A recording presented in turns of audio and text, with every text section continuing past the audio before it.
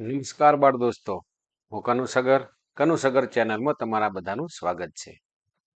આપણે આજે સામાજિક વિજ્ઞાનના પાઠોની આજે એના સ્વાધ્યાયની વાત કરીશું. તો ધોરણ 7ની અંદર સૌ પ્રથમ એકમ 1ની આજે સ્વાધ્યાય સમજૂતી જોઈશું. ચાલો, આ વિડીયો તમને ગમે તો જરૂરથી તમે લાઈક, શેર અને સબસ્ક્રાઈબ કરવાનું ભૂલતા નહીં. હવે પાઠનો 1 છે. નીચેના પ્રશ્નોના ઉત્તર એક વાક્યમાં આપો. એક, રાણીની વાવ કોણે બંધાવી હતી? તો રાણીની વાવ જુનાગઢના શાસક રાખેંગાની દીકરી અને ભીમદેવ પ્રથમ સોલંકીના પત્ની રાણી ઉદયમતીએ બંધાવી હતી.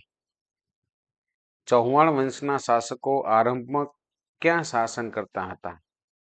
તો ચૌહાણ વંશના શાસકો આરંભમાં ગુજરાત અને રાજસ્થાનના વિવિધ ભાગોમાં તથા 8મી સદીમાં સાંભર સરોવર નજીક શાકંભરી નામના સ્થળે શાસન કરતા હતા.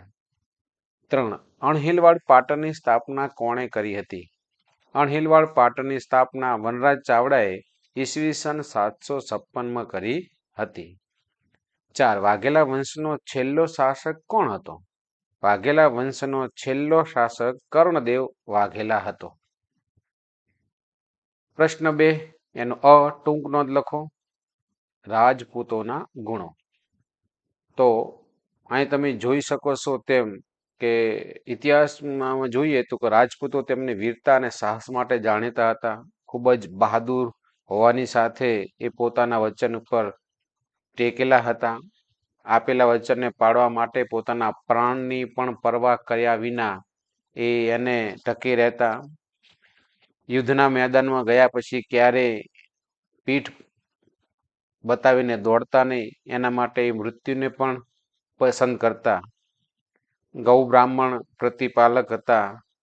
કદાચ શરણે કોઈ આવી જાય, ભલે ને પછી દુશ્મન હોય, તો કોઈ પણ ભોગે એનું રક્ષણ કરવું. યુદ્ધમાં ક્યારેય અનૈતિકતા કે અધર્મ આચરતા નહોતા. એટલે યુદ્ધના નિયમો જે હોય એ પ્રમાણે લડાઈ કરતા.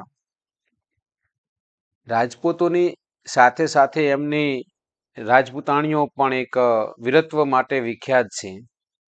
એ પોતાના પુત્ર કે પોતાના પતિને યુદ્ધમાં વિદાય આપવા માટે એ હસતા મુખે એને તિલક કરી, હાથમાં તલવાર આપી અને એને રણ મેદાનમાં ઉતરવા માટે તૈયાર રહેતી, પોતે પણ તૈયાર થતી. આવા આ રાજપૂતોના ગુણો છે. 2, રાજપૂત યુગનું વેપાર વાણિજ્ય. એ સમયની અંદર વ્યવસ્થા ખૂબ જ વ્યવસ્થિત હતી.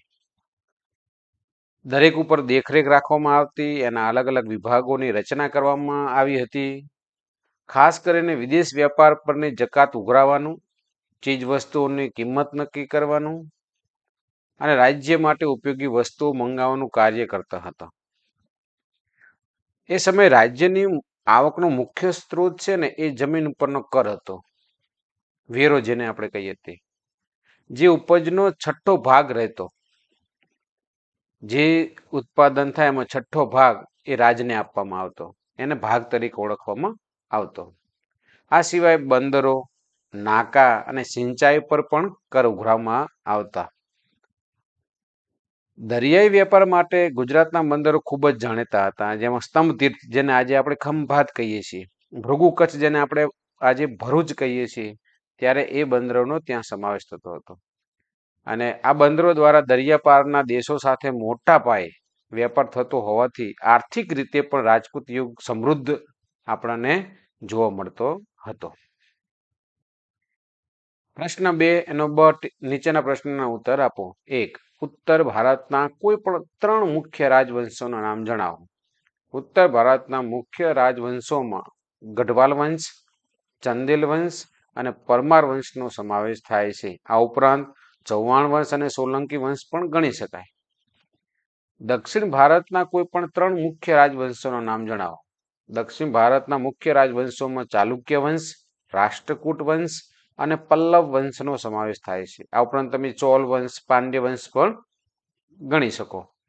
ગુજરાતનો પ્રથમ સુલતાન કોણ હતો? તો ઈસવીસન 1407માં જફર ખાન મુઝફ્ફર શાહ નામ ધારણ કરીને ગુજરાતનો સુલતાન બન્યો હતો. 4. રાજમાતા મિનળ દેવીએ પ્રજા કલ્યાણના કયા કયા કાર્યો કર્યા હતા? તો રાજમાતા મિનળ દેવી આદર્શ રાજમાતા હતા. તેમણે સોમનાથનો યાત્રાળુ વેરો બંધ કરાવ્યો હતો. ધોળકામાં પ્રજાને પાણીની સુવિધા માટે મલાવ તળાવ બંધાવ્યું હતું. 3. નીચે આપેલ વિકલ્પોથી સાચો વિકલ્પ શોધીને ઉત્તર લખો. 1. ઉત્તર ભારતમાં કયા રાજાના અવસાન બાદ નાના નાના રાજ્યો સ્વતંત્ર થયા?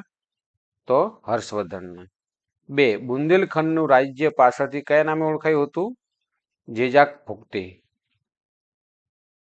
3. માળવાના પરમાર વંશના શાસકોમાં નીચેનામાંથી કોનો સમાવેશ થતો નથી? કુમારપાળ.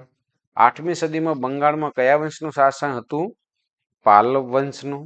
રાણીની વાવ કયા વંશના શાસનકાળમાં બનાવવામાં આવી હતી? સોલંકી વંશના. 3 બ જોડકા જોડો.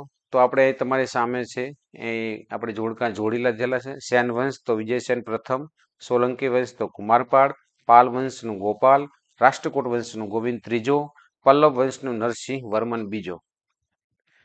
તો બાળ દોસ્તો, આ હતું સરસ મજાની પાઠની સ્વાધ્યાય સમજૂતી. તમને ગમ્યું હોય તો ચોક્કસથી વધારે મિત્રોને શેર કરજો. જે નવા છે એ સબસ્ક્રાઈબ કરજો અને લાઈક કરવાનું ભૂલતા નહીં. મળીએ નવા પાઠ. ત્યાં સુધી જય જય ગરવી ગુજરાત.